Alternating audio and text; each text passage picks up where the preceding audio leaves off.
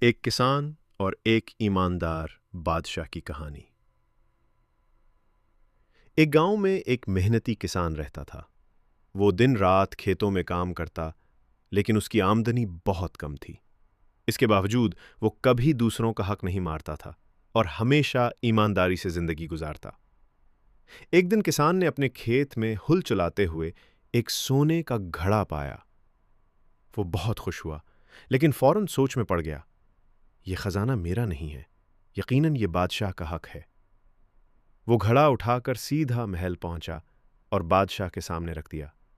کسان نے کہا، بادشاہ سلامت، مجھے یہ خزانہ کھیت میں ملا ہے، میں اسے اپنے لیے نہیں رکھ سکتا، یہ آپ کے پاس امانت ہے۔ بادشاہ کسان کی ایمانداری دیکھ کر بہت خوش ہوا۔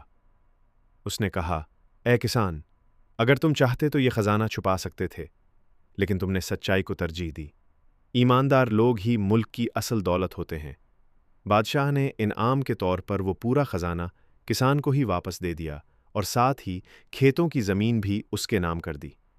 بادشاہ نے اعلان کیا، ہمارا ملک اس وقت خوشحال ہوگا جب ہر شخص کسان کی طرح ایماندار بنے گا۔